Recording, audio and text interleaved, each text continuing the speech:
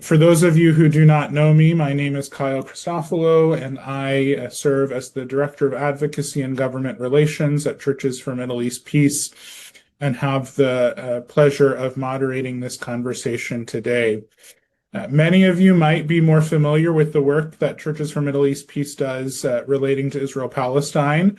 But of course, as our name indicates, we are engaging and interested in the region as a whole. And so, especially in light of everything that has been happening in Syria over these past several months with the fall of the Bashar al-Assad government in December of 2024 and the new leadership under the al-Shara government, you might have seen some of the meetings that he has done, for example, this week in New York as part of the UN General Assembly. We thought it would be good to provide this space to learn more about where Syria is now, to hear more about some of the challenges facing certain communities in Syria and where we go from here. So again, really grateful that you are joining us today and to hear from this group of expert panelists who will share critical updates from Syria in light of the events of the past several months and also the rapidly changing dynamics on the ground. Hi, yeah, thank you so much to CMEP for having me for this important discussion, and really honored to be here with my really talented co-panelists. I think it makes the most sense to start with my most recent trip. I got to go to Syria in late April, early May, and I was on a trip with Syrian Jews who are based in Brooklyn, New York, who are a part of a group lobbying to get Caesar sanctions, a sanctions package that needs to be taken off by Congress, off of the new Syrian regime because they want to see Syria rebuilt, and they feel as though Syria cannot be rebuilt and reinvested in with these sanctions packages on. A little bit about these Syrian Jews. There are about 75,000 of them in Brooklyn, New York. This group that I went on the trip with, they left in the 1990s, much later than most of the Syrian Jews that left Syria. And they are Syrian nationalists. So they believe in a integral Syrian territory, and they were very against the Assad regime who persecuted them. And during the Assad regime, up until December, there were only about 6 Jews left in Syria, and they were extremely segregated, especially after this last wave of Jews, about 5,000 of them left in the 90s. People on the street who would maybe talk to a Syrian Jew during the Assad regime would be arrested, interrogated just for speaking to Jews in the street. But now with the Assad regime gone, this group of Syrian Jews would like to see these sanctions packages gone. However, this kind of brings us to Israel's involvement in Syria since the fall of the Assad regime. Israel was very upset with these group of Jews from New York going to Syria because it complicates Israel's narrative in the region that Jews cannot live anywhere safely in the Middle East except for in Israel. And so Israel was even bombing inside of Syria during our trip to the region. So then that kind of brings us to Israel's involvement as a whole inside of Syria since the Assad regime fell in December of 2024. The very first day that the Assad regime fell, Israel went on a bombing campaign, bombing warehouses, air bases, weapons, aircraft, and signal stations because it claimed it felt threatened for Israel's security. Of course, these opposition groups that had ousted Assad had little capability or want to go after Israel. And we've kind of seen this since. This regime has really postured towards the U.S., even having relationships with President Donald Trump, who took sanctions that he was able to take off of Syria off in May of 2025. So there was really very little incentive to go after Israel, who is a massive U.S. ally. So bombing inside of Syria was honestly a squandered opportunity for Israel. This is a group of opposition forces that hates Iran just as much as Israel does.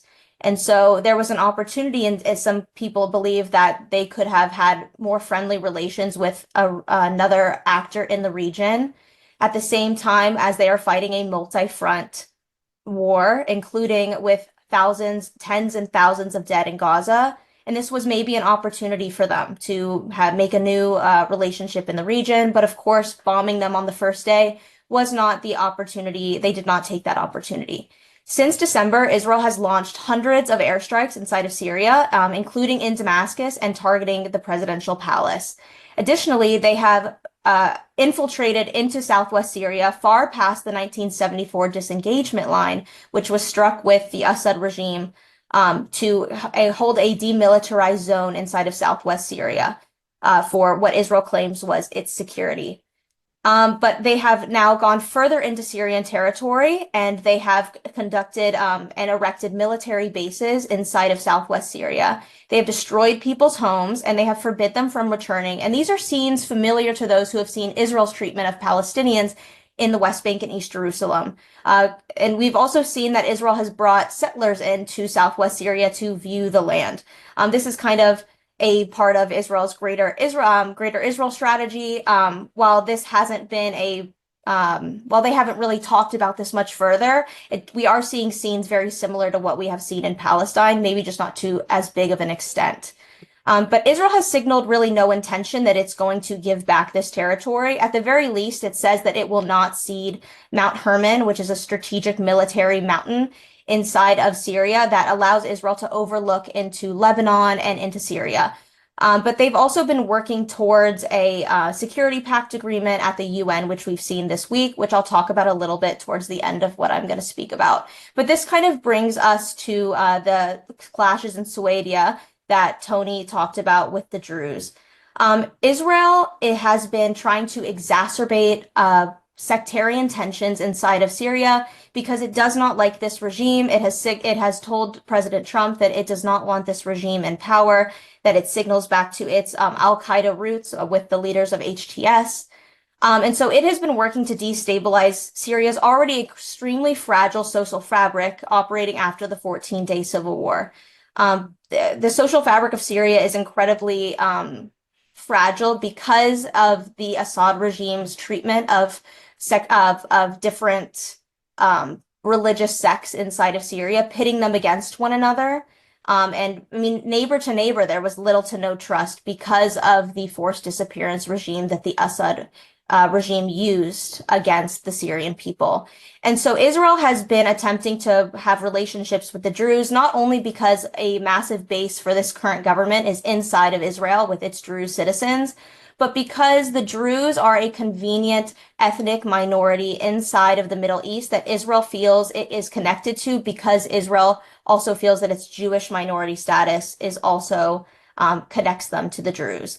And so they've been doing this by giving aid to the Druze inside of Syria, even though some Druze leaders have refused this aid because it makes them look complicit and makes them look like they are collaborating with the Israelis. And so with the clashes in Suwayda, we saw the Israelis bomb the presidential palace, get involved militarily for what they said was to protect the Druze. And we even saw some Druze individuals who live inside of Israel break the border and start flooding into Syria, which is a massive break in Israel's border. And that's incredibly concerning. And so, but this kind of worked to Israel's favor because it allowed them to give the perception that Druze loyalty to a unified Syrian state could be called into question. And so now we're kind of, after this ceasefire was called, Israel has still conducted military strikes inside of Syrian territory.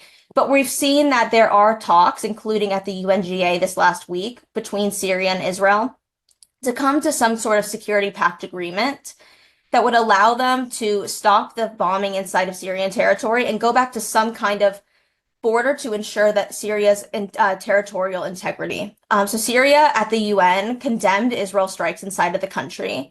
Syria wants a security pact agreement that respects its airspace and territorial unity, and that would be monitored by the United Nations.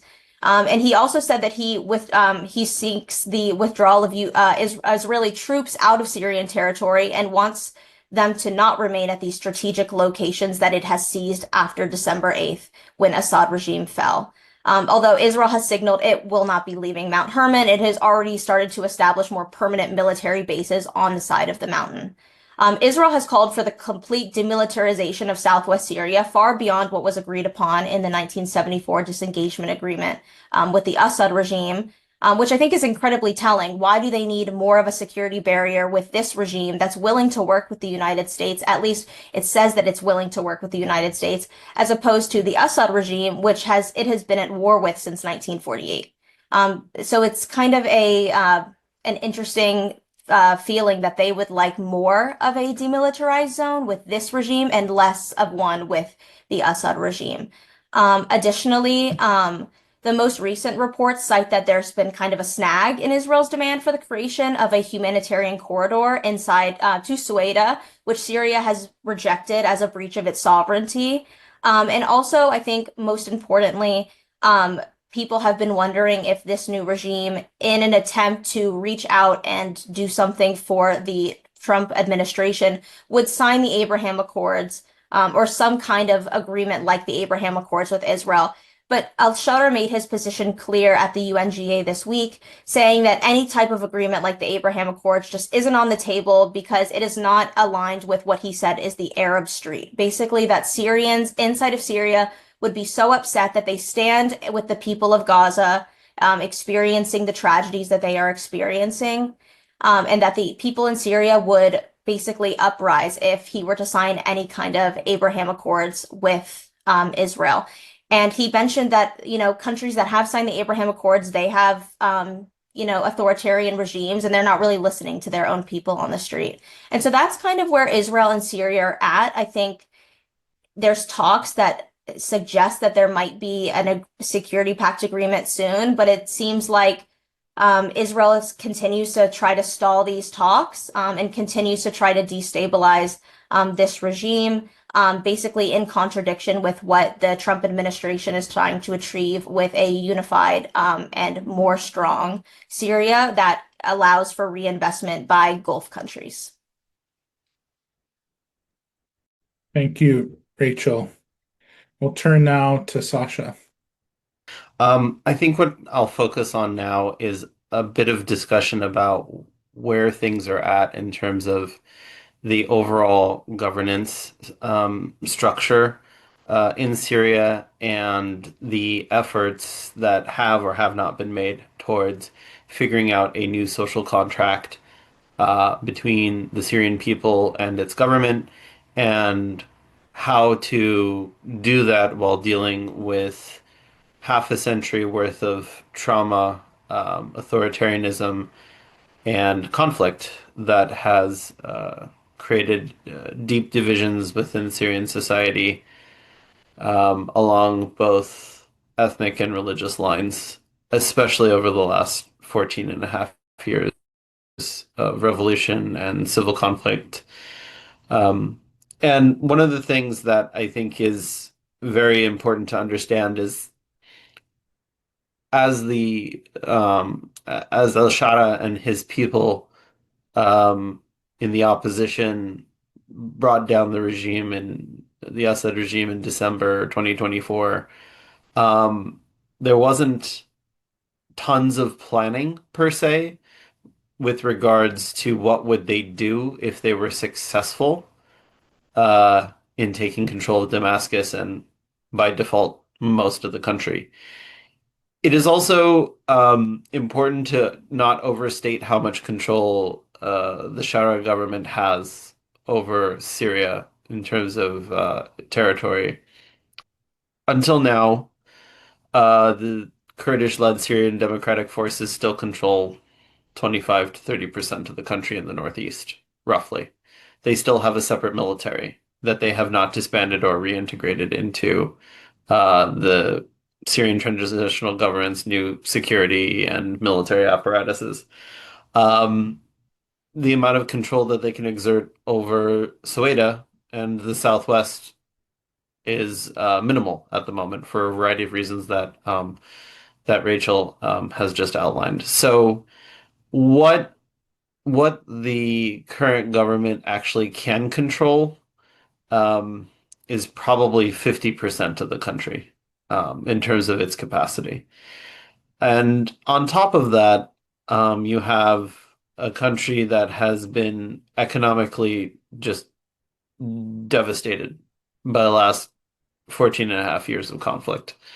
Um, and that includes not just the international sanctions that were designed to try and withhold funding from the Assad regime, but also the immense damage that the conflict has done to physical infrastructure, um, whether that's housing, water, stations, electricity, roads, telecommunications, all of that needs attention and time to rebuild and fix across much of the country.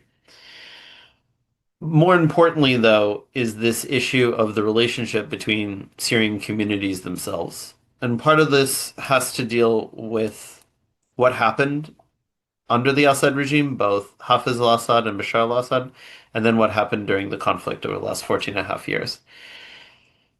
Civil society organizations throughout this conflict have articulated the need for a transitional justice mechanism of some kind that could allow people the chance to have closure and to have some semblance of justice for those who were tortured, disappeared, and executed by the Assad regime, but also for war crimes and crimes that were perpetrated by other factions, including ISIS, including Jabhat al-Nusra, and frankly, a myriad of other military factions that all engaged in uh, various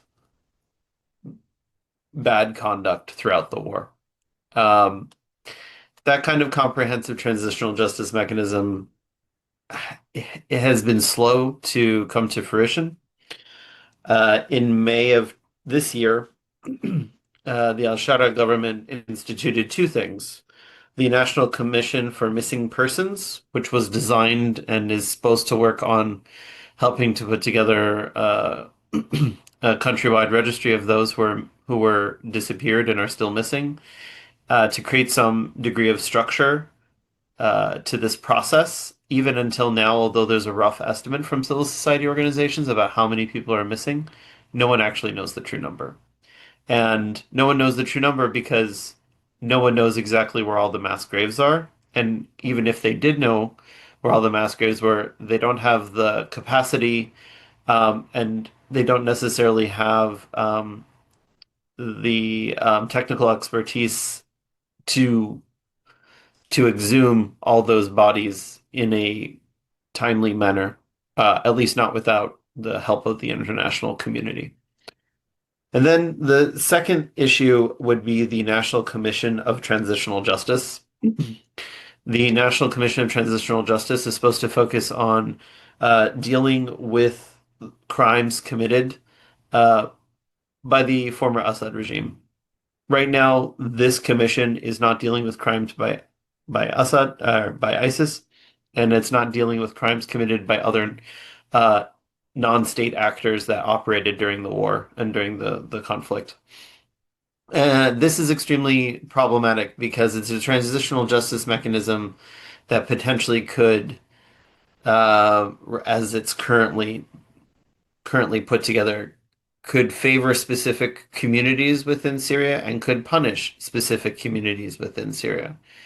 And why and how certain groups chose to either support or not support the Assad regime was highly dependent on a number of factors, including Syria's modern history, going all the way back to the French occupation of the country, in which certain communities were elevated into the civil service and the government by the French as part of their colonization project. So it is extremely complicated how different communities arrived at their positions both within Syrian government and within society writ large. In addition to all of this, before the latest conflict, I mean, Syria was an extremely marbled country. You had people living side by side, Alawites living next to Sunnis, living next to Christians, Druze living next to Bedouin tribes, and the Hurani people, Kurds living next to Assyrians and Cherkess and Sunni Arab tribes of Deir ez-Zor. The list goes on. So that means that people were not only used to living next to one another, but had a degree of, I would say, tolerance towards that marbling. As the country fell apart during the war, and as the Assad regime took a more sectarian tone and wanted to use a more sectarian tone as a divide and conquer method to keep a unified opposition from moving against him. This created more distrust um, and more conflicts, micro conflicts in each of the different governorates and each of the different communities between different communities. So trust is very low. Uh, Trust both between different communities who feel that one community may have supported one side or the other and now need to find a way forward to live next to one another. Trust is also low between the Syrian people writ large and government because government has time and again failed them on a central level, on a federal level. The current interim constitution that was passed in March of this year sets out a 5-year interim period, which essentially puts most of the executive power and most of the political power in the hands of Shara and his cabinet and his people. The amount of minority representation within his cabinet still remains low.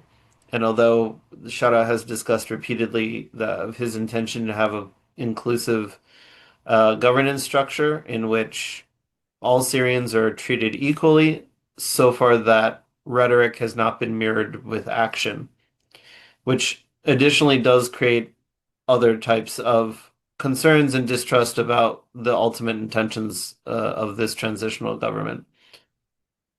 So there's a lot of things that need to happen simultaneously, while the reality is that Syria as a country is extremely under-resourced and is coming out of an extremely difficult period. I think any country would be hard pressed to do all the things that is required to do to put themselves together in the period of time needed under such conditions. But I think in addition to that, Syria is especially vulnerable given how the time and space it's come out of the current um, former regime's hands and back sort of into the world at a time when, frankly, the rest of the world is also in flux and in fluidity, and there isn't the amount of normal, I would say, attention that would be required from the international community to support Syria's transition back into, let's say, a more pluralistic and accountable country. That being said, Syria signed or ratified the Geneva Conventions in 1953. They are signers of numerous international treaties. They are obligated under international law, and there are pathways available to institute comprehensive transitional justice mechanisms that I think, if they were instituted, would give people the feeling that they can trust that the rule of law will prevail in Syria and that that rule of law will be equitable to and provided to all communities in Syria, not just the victors of this past conflict. But to do that, there would need to be serious reforms both to the security apparatuses and military apparatuses inside Syria and to the Syrian justice system, including ensuring, that there is clear, transparent systems with accountability and that people will have equal rights under the law. Again, all of this is an extremely tall order to do in a very short period of time. But the longer the Shara government strains under the minutia of not being able to move this stuff forward, the harder it will be to convince people on the ground that they should have any faith or trust in the long-term capacity of this government to deliver on all the promises that they've made thus far. So there is an uphill climb for Syria, and this is not including all the discussion we just had about external actors like Israel or Iran or Turkey who continue to influence and meddle in Syria as well. So that's a lot to chew on. I think we can cover a bit more in the Q&A. So Kyle, I will turn it back over to you. Thank you, Sasha. Thank you, Tony and Rachel, for your interventions. As a reminder, um, please, for those of you who are listening, feel free to use the Q&A function in your Zoom to ask questions. We're not going to get to questions from the audience right yet, but we'll have time toward the end of our webinar for some questions. So please use that function and we will get to as many as possible. We wanted to open up, though, the next 10 or 15 minutes to provide the panelists with an opportunity to respond to anything that they might have heard from their co-panelist, or if there was something that you were not able to include in your opening remarks that you would like to expound upon, you can do that first. So I wonder if any of you want to start us off with either a comment or perhaps a question for your fellow panelist. Yeah, I can start. I agree with Sasha that like a transitional justice method is almost, I mean, an immediate need inside of Syria, given the really fragile nature of Syria's social fabric. With Caesar sanctions on and the kind of grim outlook for reinvestment, do you think, and I'm not as much of an expert on transitional justice and really the financial necessity for these kinds of projects, do you feel like there's really much that can be moved on this effort without like significant reinvestment? Yeah.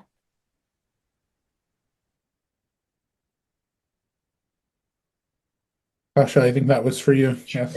I think so. Yeah, I think so long, I mean, it's complicated. On the one hand, withdrawal of the Caesar sanctions takes away a significant leverage point the US government has vis-a-vis what they would like to see out of the shadow government and the transition writ large. On the other hand, keeping the sanctions in place does create a significant financial burden across the board on both the government and the Syrian people. So probably there needs to be an easing of sanctions, if not potentially the reversal of sanctions to allow any sort of real economic investment to occur. But simultaneously, there needs to be some discussion with a clear U.S. policy put forward about what the U.S. and the international community wants to see from the shadow government. And specifically, the international community has invested in Syrian civil society for the past 15 years, heavily on this issue of transitional justice and human rights and civil society capacity building and all these things in theory for this moment. And I would hope that they would continue those commitments to those organizations and those groups that have direct relationships in their communities and can articulate and advocate to the government in a very forceful manner what they need to do to get this issue right. And I do think those voices will hopefully create a degree of accountability and pressure that Shara and his people will be expected to respond to. And hopefully that should create a bit more of an opening in terms of um, political engagement from wider Syrian society, irrespective of what community they're from. I have a couple of questions that I'll ask, but of course, if our panelists again have any comments or want to ask their co-panelists, they can do so as well. But just to get us started, and then we can transition to questions from the audience. I'm curious, and I'll open this to anyone who wants to answer. I think, Rachel and Sasha, you talked a little bit about the recent UNGA proceedings and al-Shara and what he said there. I'm just curious if you could give us your opinion, sort of briefly on how you think UNGA went in terms of Syria's involvement. How was al-Shara received? What did he communicate? If there's any sort of high-level info you could share from UNGA, that would be helpful. And Uh, I'll open it to any. Rachel, I think yeah, you'd like to I'm start. sure I can start. But I mean, it seems like al-Shara had really positive reception at the UNGA. Of course, there were a few people that had come up and there were significant protests by people in the Syrian diaspora outside of the UN, showing really protesting the systematic extrajudicial killings that we've seen in Syria since December. But it seems like from international leaders, he's had a really positive reception. He was hosted by the Middle East Institute here in DC for a private talk with high-level officials, including members of the Syrian Jewish community who showed up in support for him and the regime and calling for Caesar sanctions to be lifted. He addressed the UN this week. I think it was just yesterday or the day before, where he, signaled that he is willing to come to agreements with Israel. And of course, he differs slightly in the way that he approaches Israel than some other leaders in the region. He doesn't call it the Zionist entity. He does refer to it as Israel. He seems really open to kind of working with the Trump administration, who the Trump administration seems really taken with al-Shara. They see him as a kind of opportunity to advance their interests in the region for a more stable Syria. And obviously, the Saudis have also kind of put forward their trust in this regime. And that's really shown at the UN this week. He seems to have been received really well. He got standing ovations by an entire crowd for his private talks. And there was very little mention of the extrajudicial killings that we have seen in December, kind of a distancing from those, but really highlighting the fact that he seems to be really expressing this intent to protect ethnic and religious minorities while distancing himself from kind of the other massive events we've seen so far this year. And Tony, that reminds me of another question that perhaps, Sasha, you can address. I'm just curious, would you say there is a unified U.S. government approach to Syria? Is there a clear policy coming out of the Trump administration? Are congressional Republicans, as the majority in both chambers, in alignment, or are we still figuring that out? I would say we are still figuring that out. Um, Number one, um, I would I would like to just remind everyone that for years, U.S. policy towards Syria has been a U.S. policy towards Syria in in juxtaposition to whatever country they were next to. So it'd be U.S. policy to Syria, how it impacts Jordan. U.S. policy to Syria, how it impacts Israel. U.S. policy to Syria, how it impacts Lebanon. We have yet to have a U.S. policy that is a relationship, a bilateral relationship, first and foremost, between the U.S. and Syria. Until that happens, we will always fall victim to this weird trap of saying Syria, but what does it mean for all the other countries in the region where the U.S. has interests? This has to stop because what it does is it creates it makes it extremely hard to have a conversation about what are the priorities to actually support and stabilize Syria as a country on its own, with its own internal dynamics and nuances and issues at play. Um, I would say so far I have not seen a cohesive policy other than that there's a realization that there needs to be, at least for now, an opening to allow the transitional government the chance to prove or disprove its ability to govern and move things forward in Syria. Um, whether that's repealing the Caesar sanctions, which I think the current government here is supportive of, or working towards allowing more wider regional engagement. And by this, I mean working with Saudi Arabia and the Gulf countries to allow them to have investment and engage. I think across the board, you're seeing um, a real willingness to ensure that, at least for now, there is some breathing room for the current transitional government to make progress.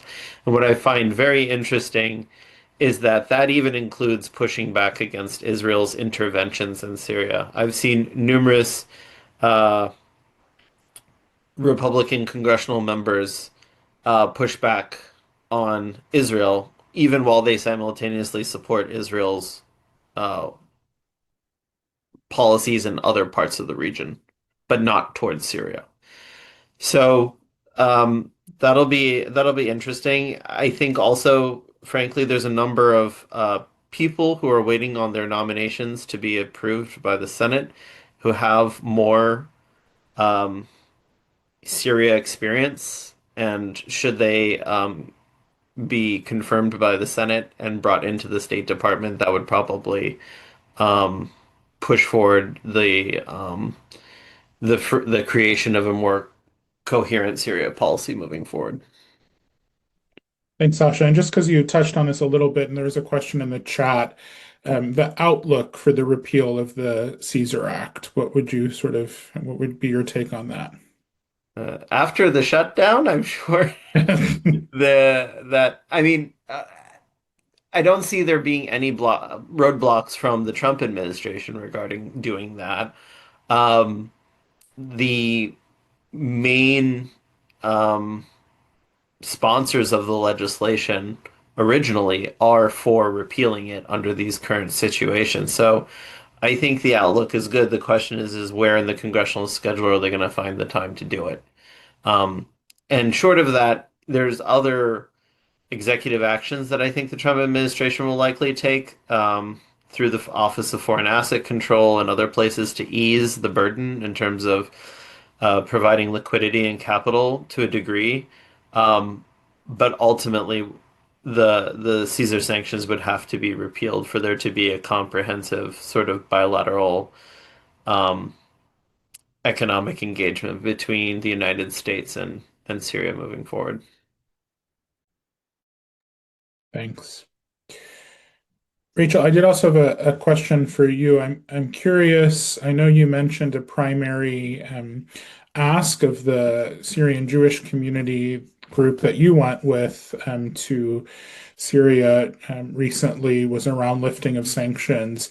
Is there also a desire for some of them to return? Maybe if even that's longer term, or maybe if that's in not a full-time capacity. I'm just curious the sort of what were some of the reactions just to the other delegation members that went on the trip with you in that regard.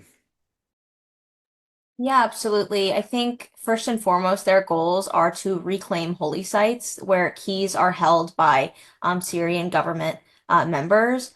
It seems like a lot of these keys were held, and a lot of these holy sites are either destroyed or in need of significant repair. I was able to go into one synagogue that was pretty much untouched. Of course, it was very dusty and hadn't been opened in several years, but it remained untouched. Although the most important synagogue to the Syrian community and one of the oldest synagogues in the world, the Jobar Synagogue, was completely destroyed during the Civil War. And a major effort of this group is to get the money to rebuild this synagogue and have it as a kind of um, signal of a renewed Jewish presence and life inside of Syria, one of the oldest Jewish communities in the world. But in terms of moving back, I think there's just at the moment the focus on the rebuilding of holy sites and the ability to actually travel safely to Syria. These people have not been allowed to go to Syria since they left. And so there is the hope to bring their families to see what, their home is like, and to maybe eventually have homes there. But it seems like the majority of what they're asking for is just the reclamation and rebuilding of holy sites and the just ability to travel. I don't think that there is an increased want to move back to Syria in any time, full-time capacity at this moment, because again, organizing these trips in and of themselves is an enormous amount of work. And so living inside of Syria, building a life inside of Syria is more of, I would think, a long-term goal, especially since just even traveling is so difficult. So right now they are focusing on rebuilding these holy sites and even just reclaiming them, and even seeing if they can reclaim some of the homes that they had left that the Assad regime had promised would remain empty, and wait for their return. Thank you. Rachel. Well, I think I will turn it to closing remarks from our panelists. So if there's anything you would like to leave us with, we'll go in reverse order from the start. So Sasha, Rachel, and then Tony.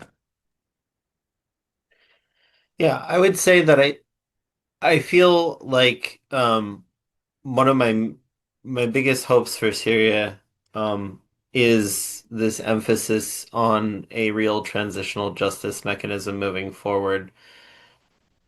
I feel that for Syria as a society to move forward, there needs to be the simultaneous ability to address past grievance so people can have closure and feel like there was justice.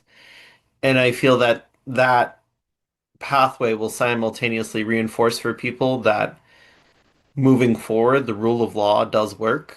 It's important, and that rule of law should be applied equitably amongst all the communities. So I have real hopes that if that kind of mechanism comes to fruition, it will allow the healing of a lot of these societal wounds in a positive way, and in a way that I hope will allow people to have that trust both between themselves in their communities and with what I hope will be a future government that is open, accountable, and more directly uh, determined and elected by the Syrian people. Thank you, Sasha. Rachel. Yep, I definitely echo the sentiments of Sasha, and I'm also incredibly hopeful that we see some really positive change come out of Syria, and I hope for the better of the entire Syrian population. I think this has to happen with obviously the revocation of the sanctions on Syria. I don't see a world where lack of reinvestment helps anything on the ground with rebuilding Syria. I think we can only use this as an opportunity to uh, have the Trump administration or any US administration provide conditional engagement with Syria and ensure that there are set benchmarks and a mechanism that allows the administration to provide consequences for negative behavior that we are seeing in Syria that targets ethnic and religious minorities or any Syrian individual who is being persecuted by the state. Additionally, I think this has to happen in collaboration with increased pressure on foreign actors, especially Israel, to stop intervening in Syria and exacerbating sectarian tensions inside of the territory. I think with this, we can see more positive news coming out of Syria, and again, hoping for a more strong, a more safe, and a more prosperous Syria in the near future. Thank you, Rachel. This will be put on our YouTube page, Churches for Middle East Peace's YouTube page, some point next week. So we encourage you to share it with those in your network who might be interested, but were unable to join today. So I think on that note, we will call it an evening. And again, thank you all, and we hope that everyone has a safe and blessed weekend.